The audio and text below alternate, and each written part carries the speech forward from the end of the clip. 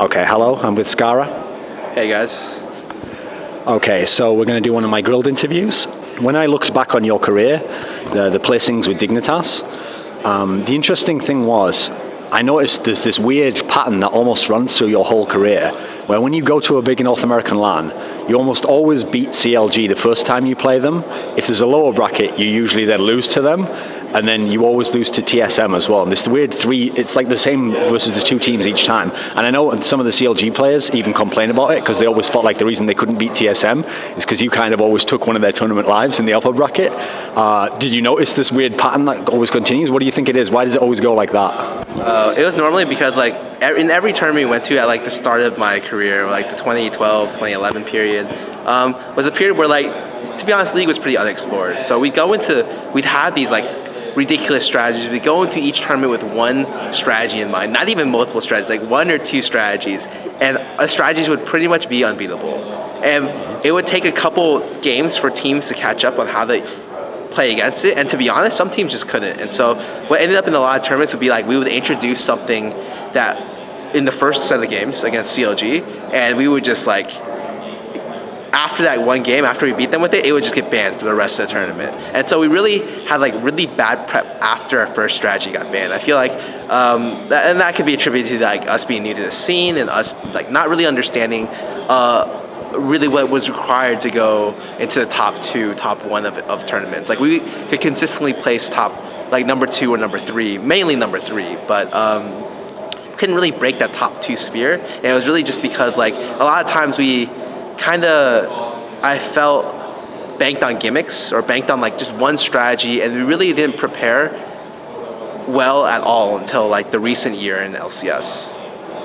That's actually something I've been talking about in some of my other interviews that I wanted to get your take on, because when I ask people, and I've read up about you, they often cite Dignitas as like the most strategic of the North American teams, and they say like you're very good at coming up with different plans and stuff. And if you look at the rosters of all these teams, you know, CLG, Curse, TSM, they have all the all-star names in there, and so people expect them, you know, they should be better than Dignitas, but your team's like consistently been able to compete with them over the years.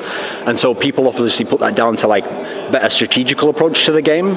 How accurate is this? Do you think you are actually more tactical than these teams? Do you have a special brand of approach in that game?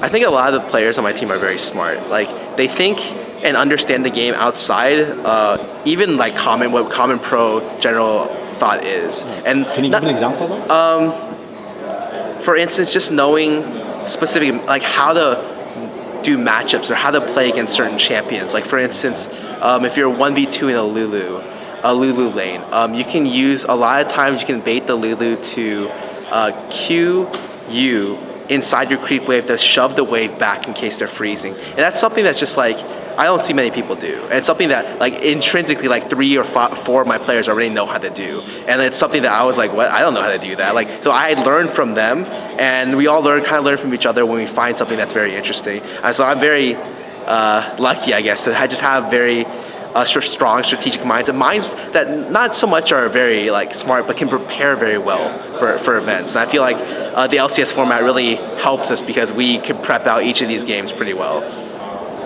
One of the interesting things about your team is that you were one of the teams who early on got to play M5 when they were like rising up to become what most people thought was like the consensus #1 team. You got to play them in the group at Kiev, and then you played them obviously at the finals of CBIT, the IEM World Championships.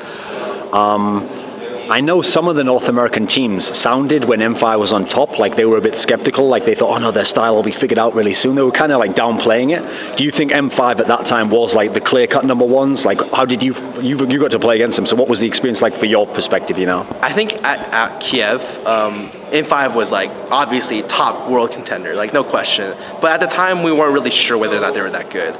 We knew they could beat us, and we weren't playing at our best because like Ukraine really like messed with us. Like it was just not a comfortable experience for any of us. Like the taxi driver like sent us to the wrong area in like below 0 degrees, and we almost died, like me and Voy. So it was just a horrible experience for all of us. But when we went over to Hanover, we played them in the finals. We were like, okay, well, we have some strategies prepped out, but they were just so ahead of the curve. Like they were doing strategies that would come out 2 months later, 3 months later. We were really just like, they realized like you can do the 2-man on one buff and invade for the other one.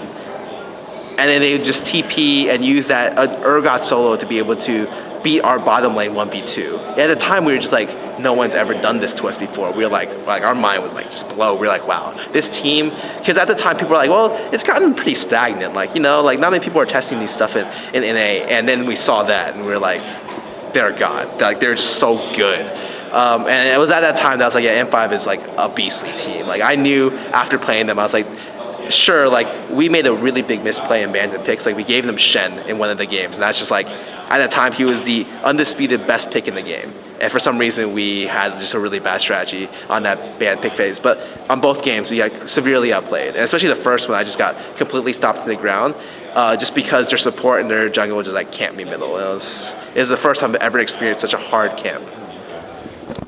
During that period of your career was when you were playing with Voyboy at top, and this was kind of the period when he broke out onto the scene and really showed like what he was capable of. And I remember a lot of people before he went to CLG saying, you know, he's the best NA top player, he might be one of the best in the world. What was the strategy for actually using him within Dignitas when he was in your team, and what did you think of him? I mean, was he like the focal point? How did you use him from your perspective? I think he's just, at the time, like, we just weren't that good. And a lot of people don't realize, but like the level of play throughout the years like increased so much. Like, if you rewatch season 1, even season 2, like the games are so ugly. In terms of like, it was an art, you'd look at that and be like, I would never buy that piece, because it just was not the level of play that even like the bottom teams at any of the LCS matches are playing right now. And so at the time, like, we really were just like, well, let's play out the laning phase and then we'll see what happens then. And at the time, Voy was just a very mechanical player. Like, he was on like one of the most mechanically required champions, Lee Sin, and he was able to completely stomp people with it to the point where we would just force bans with it. And at that time, I think at Hanover was at the point internationally where he was considered to be one of the best players, because not only was his level of mechanical play really high, but his favorite champion at the time just turned out to be like one of the best champions in the game. And so it's just kind of like a little bit of luck, but like honestly, like, he's really good. Like, mechanically wise, he's really, really good at this game. And so that's why he ended up to be okay. And on Dignitas, we kind of just used him like as a laning beast. Like, we knew he would draw attention. We knew that he would just win his lane. And that's really all we wanted with the top lane, was to split or win. And in the later years, like after Hanover, it turned out that he didn't actually do as well as he did in Hanover, because people like kind of got better, and he was still trying out new stuff, but he wasn't actually improving too much. And that was like just before the CLG swap happened. So when the CLG swap happened, I was like, Voy has to be a little bit careful, because not only is this playstyle gotten like, people have caught up to it, he hasn't necessarily been playing at like a really high level of play at that period of time. And so people were very surprised when they didn't perform well, but we were like, no, that's kind of what we expected. And so when he went to Curse, went to CLG with a mindset, and he had a very like poor jungler at the time. Like, Hotshot's never been one of those junglers who've been like, oh god, like, I'm playing against Hotshot jungle, what do I do? No one's ever said those words when they play against Hotshot when he jungled. Like, he had a very he's very good at playing tank junglers, being able to protect and being like the third support, the second support of the team. But in terms of like actually putting pressure and carrying from the jungle, that didn't exist when Hotshot played jungle. And Voy would look to the jungle as a point to be able to camp his lane, to be able to turn ganks, and Hotshot couldn't provide that. He was just like, well, I'm the farm my jungle, and then I'll just like play Mundo and throw cleavers at people and put like a little bit of pressure on lanes with oracles, but not really like a straight up gank. And so at the time, like, he didn't get the help that he needed, but he also wasn't at like, he was kind of not at the level that people thought he was. And so it wasn't CLG's fault, it wasn't entirely their fault, it wasn't entirely Voy's fault, just like it was a bad timing, I would say, that situations occurred. So he looked like he played a lot better on Curse than he did on CLG, but that was just him, like, overall, I would say, improving and being able to stabilize like his champion pick pool more at the time. So then when you think of him on Curse now, you think that's part of the reason why this team is doing so well, and why he's kind of had his renaissance period, because he's playing with Saint, it's like a different jungle pairing there. Because obviously, I mean, a lot of fans, when they think of top lane, just focus on the 1v1, like, who is he killing this lane, etc. But there's more of a synergy element to it. I think he's gotten to become a more consistent player. Like, especially even playing with us, he was at the time, like, if you're considered a very aggressive player, that literally only means one thing. It means you go in for kills in lane. And typically when this happens, it's hit or miss. You either kill the guy or he kills you. And a lot of times that causes snowball effects, especially in the top lanes at the time, because what happened was we die once, you come back to lane, you scrap again, you die again, and at that point, the lane is unwinnable. Like, the jungle can't even help you out. But I think he's gotten, after solidifying like what the champions he wants to play, he's gotten better at playing like those specific champions, even against counter picks. So he's a more consistent player today than he was in a time period around like after post handover and like even pre-curse. And now that he's on curse, he has a much better jungler, I would say. At the time, and even if he was on CLG right now, like Chauster's a really good jungler too. But at the time, it was just like both Chauster and Saint understand how to put pressure on lanes and understand like how to jungle like conceptually, and that's something that a lot of junglers they just know how to put pressure on lanes. Like they know where to be at certain times. Like they know if the jungler wants to gank this lane, they know to be there, or they know to be in the area. They know what lanes could potentially come under ganks, and they're able to call it to their team. So not only do they act as like a focal point for their team in terms of where they expect aggression early game, but it acts as like a support pillar to be able to send aid to areas that are bad and be able to send help to snowball lane in your team's favor. And so that's what I think Saint and Chauster understand. And this is after like they've played a lot, obviously. Because the curious thing I saw, I remember looking at some of the news about when Voyboy left and there was this three-way trade between the teams. Pretty much the consensus was, everyone like you're saying, because they were imagining Voyboy at Hanover, they were thinking, oh, CLG's got the best end of this deal, they're going to have this stacked all-star team. And I remember everyone kind of making out like, okay, Dignitas has got the worst end of this deal. They sort of had to pick this person up and then they've lost the best player and they're going to go downhill for sure. But actually, if we look across 2012, your team did really well. Like, you were still coming like top 2 at LANs or top 3, like you still had some good placings. And so what I wanted to know was, like, how did you compensate for losing what you had in Voyboy in terms of his talents? Like, what was the change in focus, or was it a similar style to the team? How did you manage to still have these good results? It was just, at the time, I think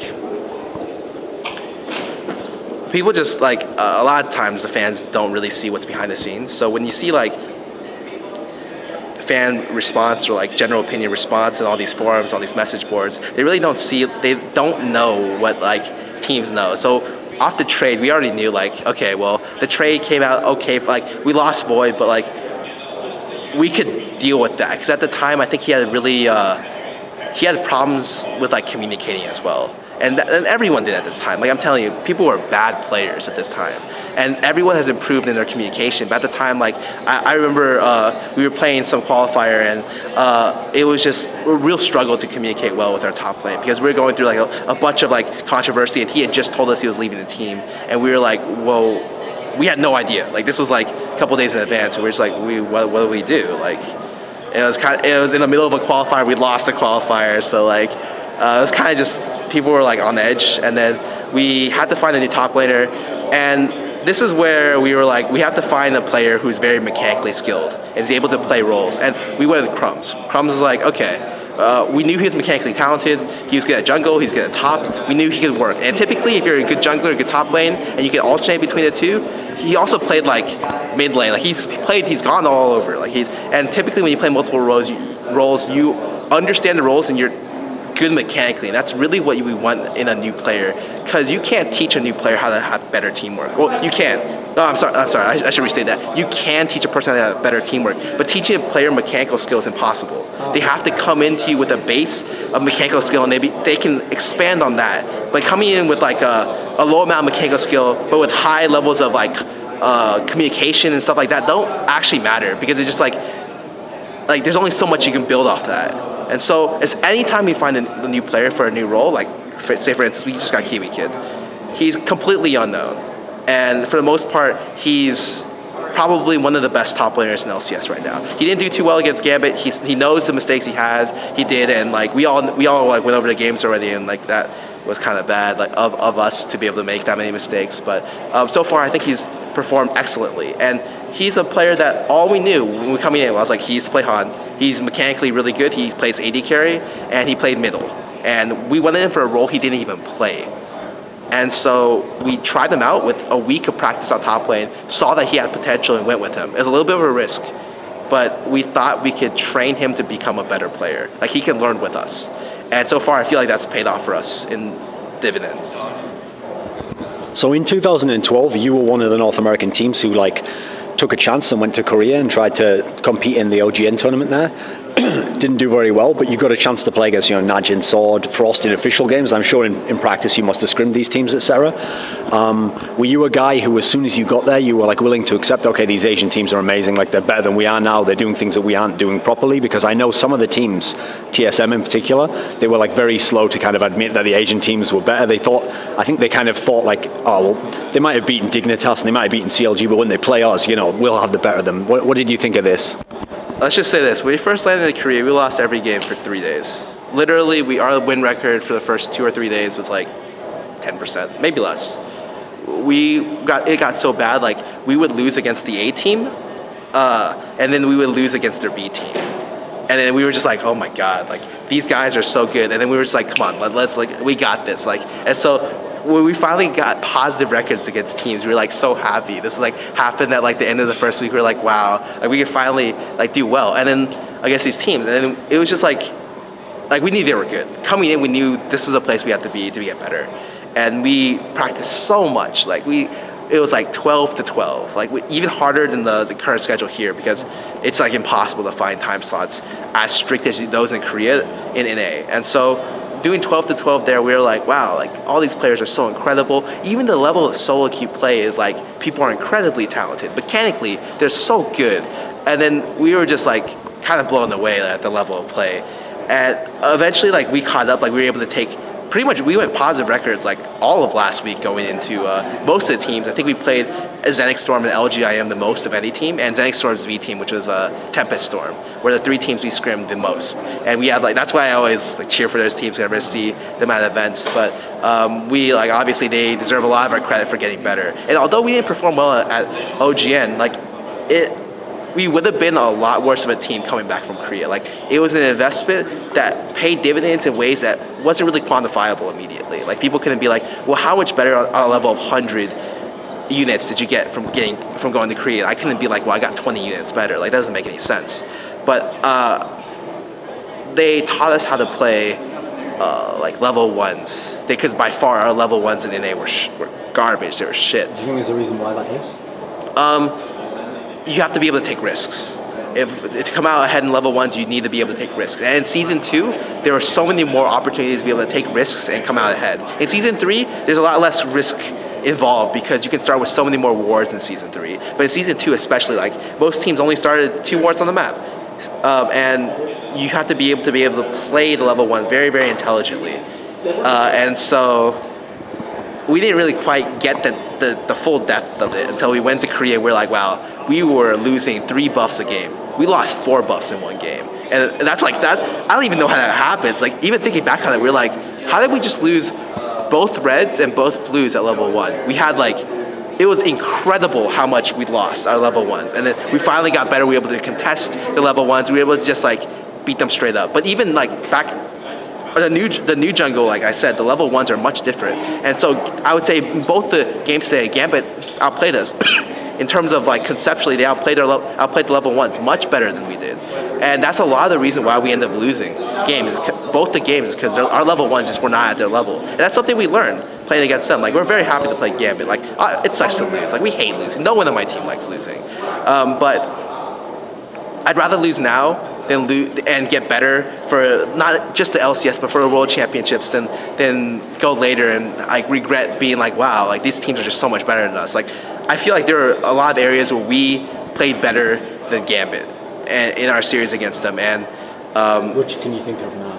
Oh my God, the most obvious one was when Crumbs made this amazing Baron cult the first game. We knew, we conceptualized the path they would take through their upper jungle, and we knew the minute that they would hit the mid lane would be the minute that we had a 5 to 10 second opportunity to take Baron. And as soon as that worked out, we were like, my God, we outplayed them so hard here. Like, that was the first time I've ever even seen us be able to outplay a team so incredibly hard in terms of just like positioning. Like, we outpositioned them. We lost the team fight, but we got Baron and lost like 2 for 3. But we were just like, wow. Like, after that play, we were just like, that was a great play. We are good players. Like, that's what we thought to ourselves. Like, it was incredible how much that play like mattered in the scope of things. Like, we ended up losing the game, but that one play set behind the pressure by 4 or 5 minutes. It let us come back into the game. And had we played one fight at Dragon better, we could have potentially won the game if a play like that had happened later. And so like that just was so clear to me. I was like, wow, like we can if we were able to do stuff like this, like we can beat any team. And so it's such a big learning experience for us to play against Gambit.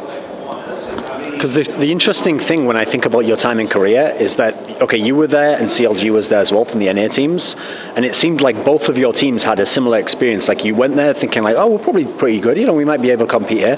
Initially, things didn't go very well, and so it sounds like both teams realized, okay, there's like a new way to play and we have to adapt to this. But the strange thing was, while you're adapting to this and you come back to NA, TSM's just still been chilling over in America, playing whatever their style is, and then they just dominate all the NA tournaments, and yet versus the Asian teams, who are the ones they haven't really been studying, etc., they're doing terribly. And so what I wanted to know was, if they're the ones who hadn't really like picked up on the new wave of how to play the game, how were they able to still just dominate everyone in North America? Like, what was the weirdness there? I think in Season 2, we just could not beat TSM. And this is not like something that I can say and just be like, well, like they were the best team, so obviously no one could beat TSM, right? No, I mean, our win record against TSM was horrible. It was abysmal. Like, I think the overall record for us against TSM in Season 2 was 19%. Like, that's like a horrible record. Like, that's like, my God. It just, for some reason, they were just our kryptonite. And sometimes that happens. Like, certain teams just are better than other teams for reasons that you could pinpoint after the game, you could study after the game, before the game, you could call out whatever. And it just so happens when it gets in the game, it just ends up to being like TSM beat us again. And a lot of times I'm just like, I don't think they're that good of a team. Even in Season 2, I didn't think they were that good of a team. But they were just by far our biggest kryptonite. Like, we could just never beat them in Season 2. That's just how it was, and it was just kind of like you had to take it as fact, pretty much, or we had to at least. What's interesting is going into Season 2 finals, okay, so it's the biggest tournament ever in League of Legends, so there's a lot of scrutiny on every team. And even though, like I say, some teams from the West had been over to Asia and they'd kind of learned that, okay, there's some very good teams here who are probably going to be very dangerous, I think a lot of the fans still imagined, no, TSM's been doing very well in these North American tournaments. Some of the other teams, CLG, Dignitas, they do pretty decent in the North American tournaments, so they're thinking, they have a chance at least at the World Finals. And then we all know only one map was won by a North American team in the whole Season 2 finals. When you look back now, and there's a lot of times passed, how do you evaluate how that's possible? Only a single map could be won. Honestly, a lot of it was based on the fact that, I don't know how well you know this, but we scrimmed TSM for 2.5 weeks before the event, right? So what happened was we ended up getting one of our strats, like our only strat league. Like, to say that... This is the one with Rengai? No, it was the one with... where we had a roaming Tarek, and we had another roaming support as well, and we had made multiple junglers to go with this, and we had played and prepped this strategy for literally 2 weeks against TSM. We played this strategy every single game, to the point where TSM was like, this is really lame to play against, please play other stuff. And we're like, wow, now they say that, we'll just play it more, because if they say that and we've played against them every day, and they're still we're breaking 50% with we used to have 100% win ratio when we first introduced it. We can only polish this more, and it'll be such a heavy hitting strategy when we go into Worlds for group stages. And it got leaked, and mentally it was the biggest morale crusher we could ever have hoped for. No one could play near their efficiency.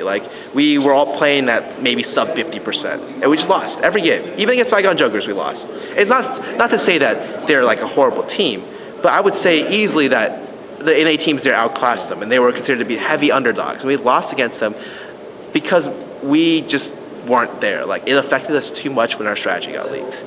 And quite frankly, I can't expect my team to have that kind of mental fortitude.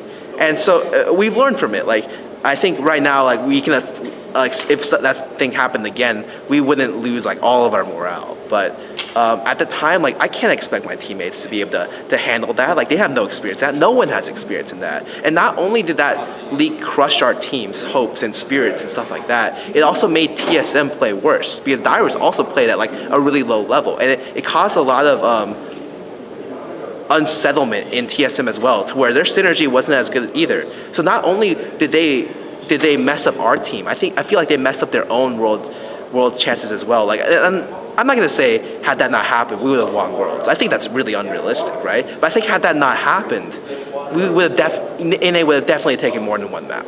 Like, I can safely say that. Because the interesting thing was, I remember, I looked at some of the interviews from that period before the event, and I know from talking to some of like the CLG guys, etc., and SaintVicious from Curse, that the TSM guys really did think, like I mentioned before, like they thought, okay, you guys went over and got beaten up by these Koreans, etc. They're pretty good, but we'll still be able to compete with them at Worlds. And like you're saying, you practiced TSM for all these weeks before, but then basically TSM. They already had they were already in the round of 8. They got beaten completely by Froster, pretty much outplayed. They'd already bet on you to actually make it out of the group, so obviously they were confident, having practiced you, that your team was going to be really good as well. Do you feel as though like TSM themselves, when they're not playing NA teams at that time, were they like particularly behind the world curve of how like League of Legends is played in the other regions?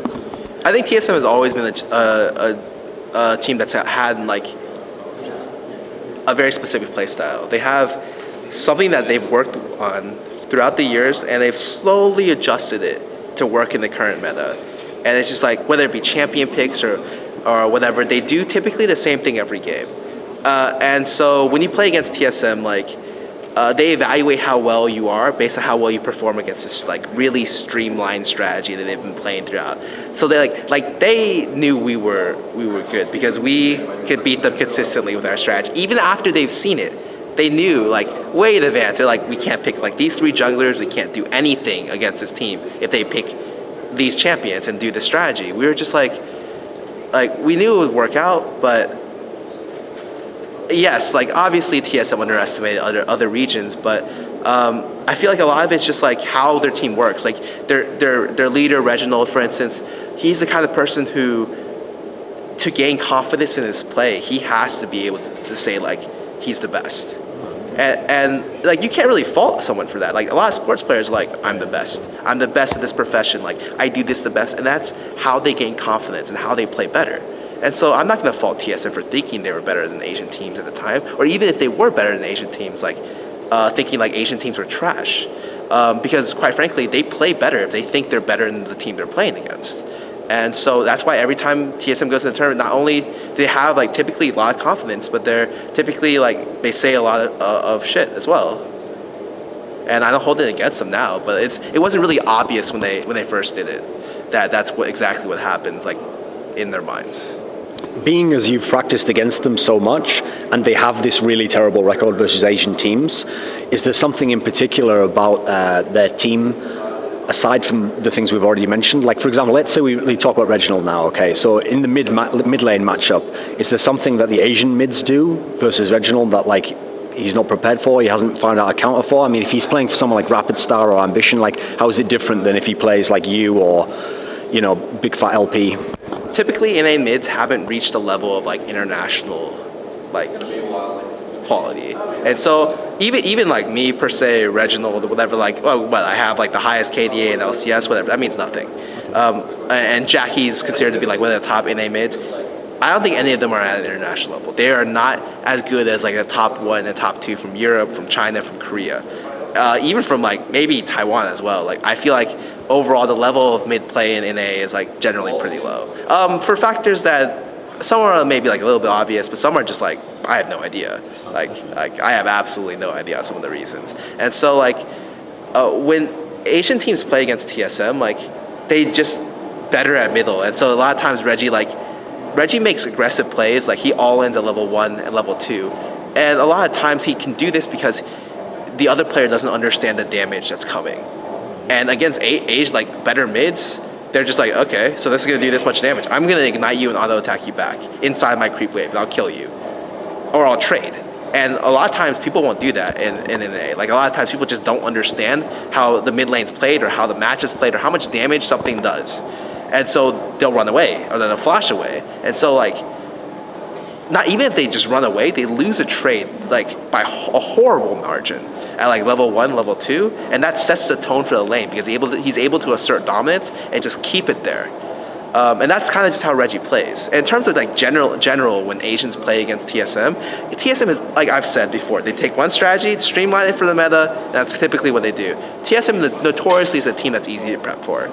They always do the same thing. So like, especially Asian teams, which I feel like prep really well, do the OGN and like China has their own league and Taiwan has their own league. They have to learn to prep, and their coaches help them prep. They have paid coaches to help them research teams. When you're researching TSM, you're just like, they've always done this. They always pick this. This is so easy because they do the same thing.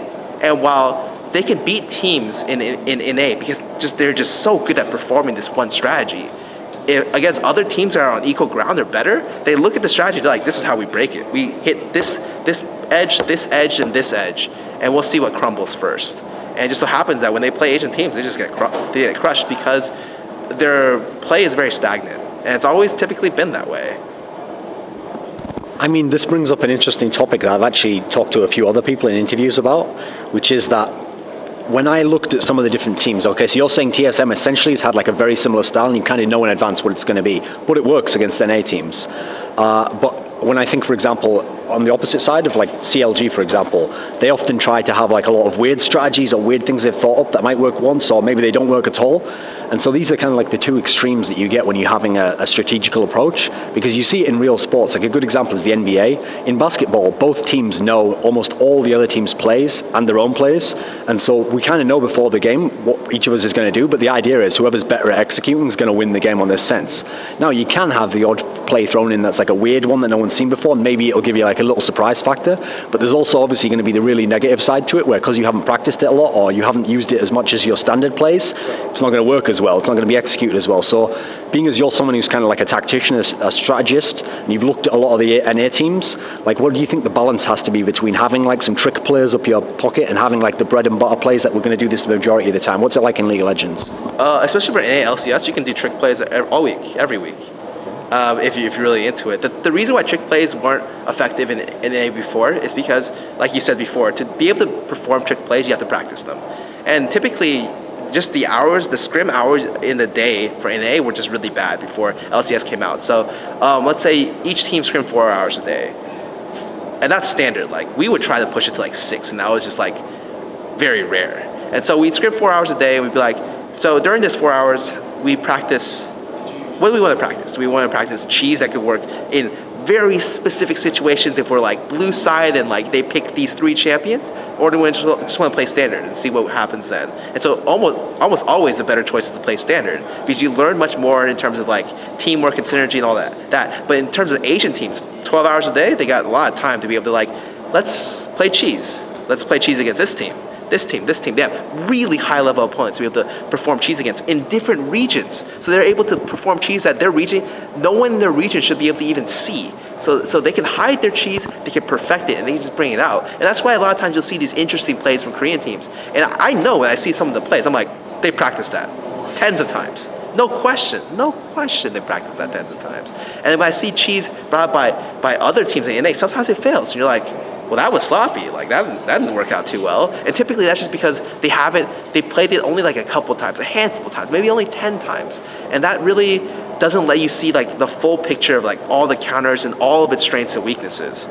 So right now in the NA LCS, the scrim times are probably up to like 8 hours per team. And that's helped a lot of teams be able to create trick plays. Like we have specific trick plays that we have used against teams that worked out very well for us. And we have stuff that we're saving, that other teams are saving as well.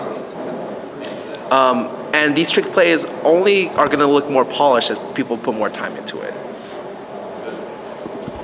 I heard an interesting thing you said, and so basically let me preface it like this, okay? So a lot of fans, I get the sense, because they're casual, they just like to watch the game for fun, that what they're focusing on in game is, who's getting the kills here, who looks like they're outplaying this guy in his lane. Basically, the things you can see very simply with your eyes. But you made an interesting comment in an interview. You said you can outplay someone conceptually or mechanically. And conceptually, I take it you mean like strategically or total approach. Can you elaborate on this a little bit? This is something that Dominic used to say a lot when he was back in our team. And this is what we would talk about in our level ones. I feel like level ones, there's two ways to outplay someone at level one. You outplay them conceptually, and you outplay them like mechanically. And when you conceptually outplay someone, that means your level one is technically more solid than theirs. And a lot of this can be like, well, you know where they are, you warded everything, and then like you have like you know what to do to be able to beat them, and you have the better position. And then mechanically playing means that like you may not have the better position, but you're able to get away with more. Like you're able to like go into a bad situation and somehow come out on top. And so like for instance, I feel like conceptually, like our second game against Gambit, both the games they conceptually outplayed this by putting a pink ward. Or the first game, actually, this is actually pretty good to say. Okay, so they did the same start opener in both our games. In the first, they always pink ward the banana bush, and this this creates pressure because it denies vision in the zone around the blue buff. And so the first game, we didn't plan for it, but we knew a lot of teams do that. So we warded the bush to the just a little bit above the banana bush. And so by doing that, we were able to. They weren't conceptually, they had the right idea, but we were able to go even in terms of concept, at least at the level one. So they didn't get more pressure off it. In fact, we may have came out on top because the pink ward is 125 gold. So conceptually, we may have even outplayed the level one that game, because even though they late invaded, we just traded blues.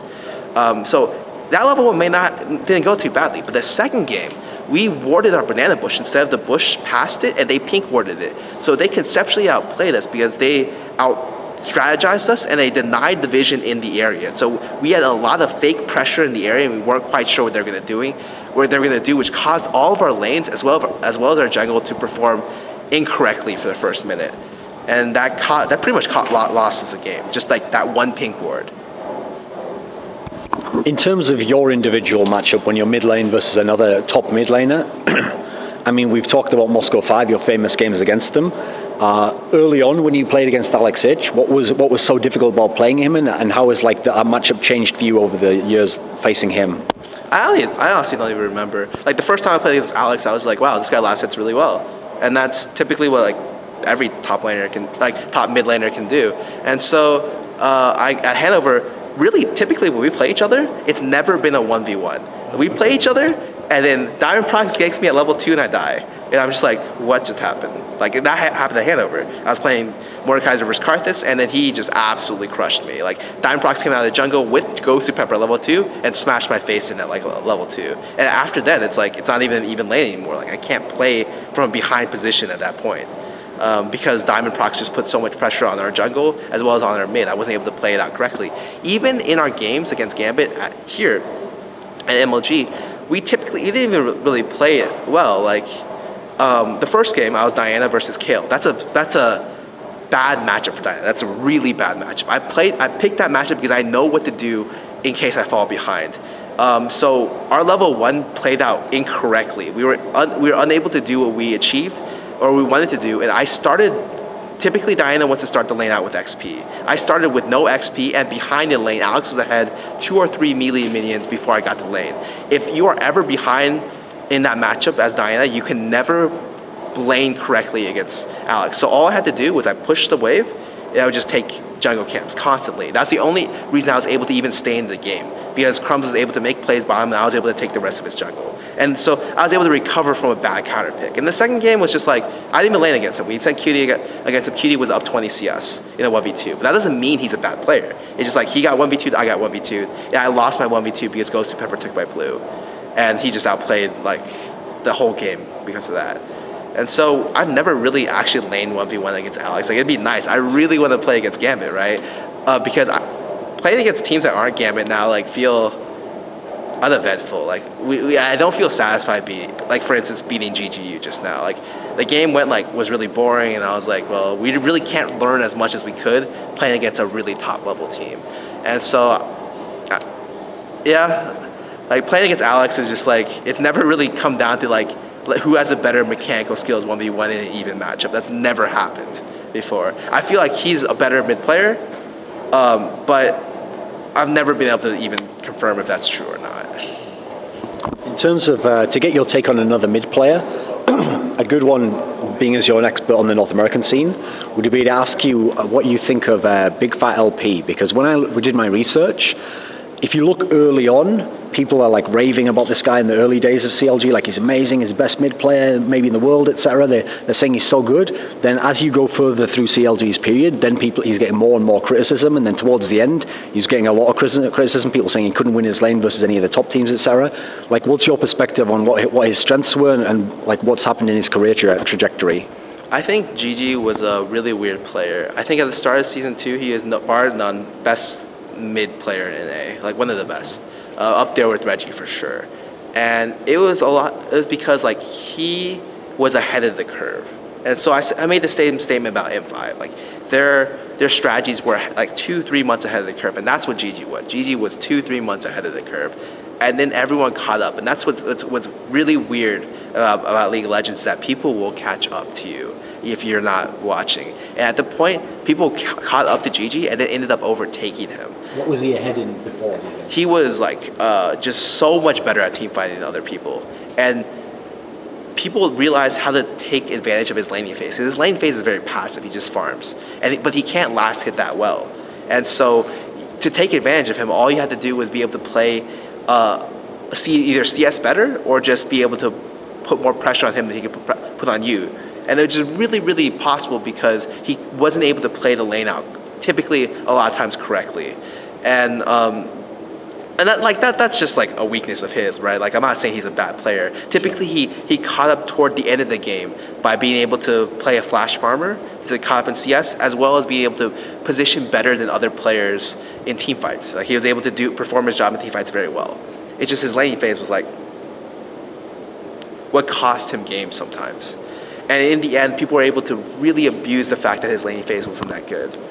And that's the main reason why a lot of people were like, well, GG's not that great of a player anymore. Even though toward the end, I didn't think he was that bad of a player. I think actually he's gotten better, which is, rather than stayed stagnant like throughout most of season 2, I feel like near like right now, like I feel like he's gotten maybe better, a little bit better, but still people are outperforming him in lane, and being able to constantly, like him not being in LCS, not facing these players on a competitive level, is costing him in terms of experience and just like in terms of level of play.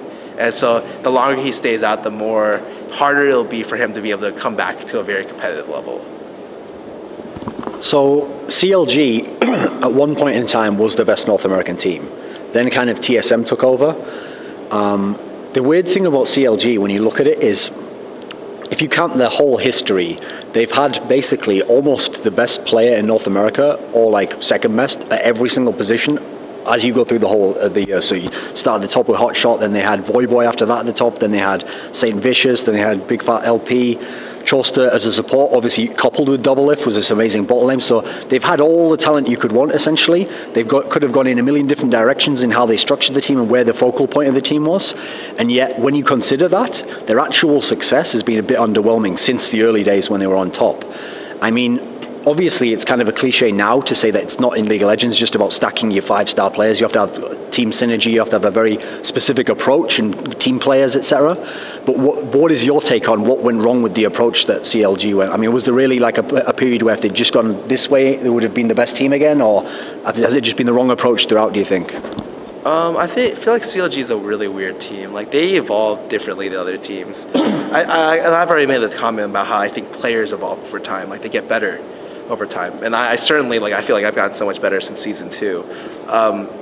Teams also get better, and they sometimes evolve into different and weird things. And CLG is one of those things. They started out as a team that, to be honest, couldn't really play well with an AD carry. Like, for instance, their AD carry was their weak point, and then Double Lift got like godlike. Like, he became one of the best, if not one of the best AD carries in NA.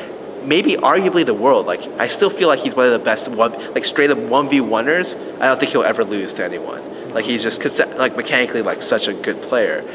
But their team comps evolved into just protecting him.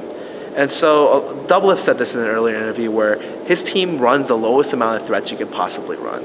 They run 2 threats, which is their mid lane and their bottom lane. And their jungle and their top lane typically support, and their bottom lane. So they typically have like 3 supports to help 2 threats. Other teams run upwards of like 4 threats. Our team is a team that typically runs 3 to 4 threats. And and 3 threats is typically what most teams run. They run a top lane that can carry, for instance, rather than a top lane that's like Malphite or Cho'Gath, something that's more tank support oriented.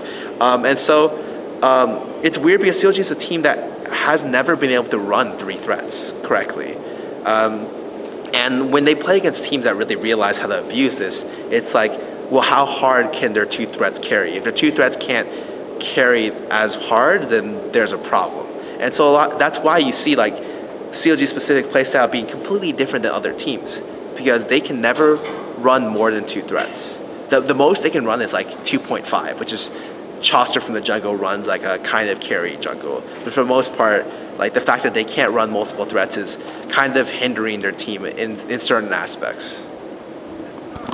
If we think of all the mid players you've played over the years, so even people from Europe, people from Korea, who's the guy who, I mean, I'm hoping it's not going to be Alex Itch since we already talked about that, but who is the guy as a mid player just in your matchup who was like, just seemed the most impossible to beat? Like, this guy just seems too good, or his styles are completely against mine? Oh man, okay, so I guess I can look toward 2 people. I think Froggen was a person who really impressed me in terms of mechanics. I feel like Froggen mechanically as a player is like one of the best. There's no question about that. In terms of like his decision making, his champion picks could be better maybe, but for the most part, just as a spectator looking at his games, I'm always impressed mechanically by how consistent he is. And that's what you want in a player. You want consistency, right? In terms of the player who actually impressed me and probably made me be a better player was Ambition. I played Blaze in 2 very, very close games, I'd imagine, at one of the MLGs. And it was back when we were considered to be like the worst team for like no reason. It was like we came back from Korea and no one's seen us in a while. So naturally, if we're not even in tournaments or not in online tournaments, people are just like, well, this team sucks. And that's just how it is, right? And we played Blaze and people were really, really impressed with how we did. But I was very impressed with how Ambition did, because we played the same 2 champions in reverse role against each other in 2 games. So I played he played the Diana versus Orianna matchup, and then I played the Ori first, and then he played the Ori second in the Ori Diana matchup. In the first game, he played it to a T. Like he understood when he could play it very well. And the second game was a matchup that I've always struggled to understand conceptually. Like, I didn't know how to win the lane from the Diana's point of view. And he was the one who was first showed me, he's like, this is what you're supposed to do. You take the Wraith camp at level 2. And then from the Wraith camp, you shove constantly from the level 1 to level 4 phase. And then you can look to freeze the lane or look to go to the jungle or look to just straight up brawl him from the 5-6 stage onward. And while I had like maybe a 50 CS deficit in the first game playing Orianna, he had the equal CS when I played Orianna. It really showed to me how much of a better mid player I could be and just how good Ambition was as a mid player. I feel like Ambition has always been the person that I played against and was just like, wow, this guy like clearly outclasses me. And I've never quite had that feeling against anyone else. Okay, for my last question, I often do like a hypothetical one where essentially it's just a clever way of asking people who like their best player would be at each position. And so I use this conceit that aliens came to Earth and they've taken over and all this. So I'm going to do a little different version with you because you're like the tactician, you're known for how you run your team, etc. So what I want to do is this, okay? So there's going to be a world war between Korea, or all of Asia, let's just say, all of Asia and North America. And so what they do is the US government brings in scarra and they say, listen, we've secured a deal with the Asians that instead of having this war in real life with nukes and stuff where everyone will die in real life, we'll play it through League of Legends. but we've only been able to get the talents of the CLG team, the Curse team, and the TSM team. We've got their rosters of all their players, but we haven't got anyone from Dignitas, I'm afraid. But you're going to be the captain of this team. So you're going to go up against the best of the Asians. So I want you to design a team using only those 3 rosters, TSM, Curse, and CLG. Which team would you put together of the 5 spots? And you can obviously, you can play yourself, but no one from Dignitas can play. What conceptually do you think would work to be like a really good team? So it's like an all-star team, but one that would work using those players. Oh wow, this is a pretty interesting question. I think it's no question that those 3 teams, Doublelift is the best AD carry. Like, so I'd obviously want Doublelift in my AD. For support, I'm looking for synergy. I'm not looking for the best support. If I was looking for the best support, I'd probably pick Voyboy, because at the time, right now, he's probably one of the best supports in NA. Honestly, I picked Chauster as support, which is, like, it doesn't, like you said, I had all the players, doesn't mean I have to play them in specific roles. Sure. I think Chauster and Doublelift had, at the time that they were in Korea, was considered to be one of the best, if not most threatening bottom lanes. And even when they're together in NA, were considered to be one of the best. And I know Chauster as a player has the ability to make plays and call plays. Like, he's a very strong player in that regard. In terms of mid, and this is where it kind of goes crazy. I'm not quite sure where to actually get the mid player. I actually prefer Link over Reggie and Jackie, just because I feel like he'd have better synergy with Chauster. And Reggie's kind of a person that I feel like if he performs well, he carries his team. And he's like the quick control tower of his team. If he plays badly, and he goes on tilt, he loses his team the game. And so for consistency's sake, I'd rather put in Link. In terms of jungle, I probably want Saint. I feel like, although sometimes Saint may overdive, and maybe Chaucer's calls may get in the way of Saint, I feel like he can play maybe the most flexible of the jungle. Maybe not so much the most flexible, but I feel like he'd just be the best at the role. Because I feel like Aubin really excels in terms of when he knows and synergizes well with his lanes, and I don't see that synergy happening with like Doublelift and Chaucer or with Link. And top lane, I'd probably choose. Probably would choose Voy from Curse. So this is a weird roster because I've chosen 0 people from TSM. And nearly all some of the CLG members. And I think every ex-CLG member, which is hilarious because I feel like that's just how I would choose it, because I feel like Voy synergizes well with Saint and he's able to become a threat. So it's pretty much CLG with the ability to have 4 threats. Like, that's what I ended the team with. I made a new CLG team. You cut hot shot and you've just kept Saint basically when they brought Voyboy in. I guess, like, yeah, I'm able to make a team with 3 or 4 threats. And I feel like that team would do really well if I was not able to take anyone from Dignitas. Okay, so great interview. Can you give some final words or thanks or someone you want to say hello to? It's like, thanks to the fans, the sponsors. I feel like they. Sorry. I feel like I really underperformed this tournament, and just like our team didn't play as well as we could have. But obviously, I said this is a learning experience, and we hopefully will be able to perform better future events. I feel it's really weird to say it because I feel like everyone says that, right? Sure. And on top of our sponsors and fans, I'd also like to thank our team, Team Dignitas. We just re-signed with them, and we're very happy to be with them. As an organization, they've supported us very well throughout the years. Aside from that, I really don't have much to say. Like, obviously, thank you, Thorin, for this interview. Like, I've always wanted to get an interview with you, and so it's been I don't know how many people have said that, but it's been a while.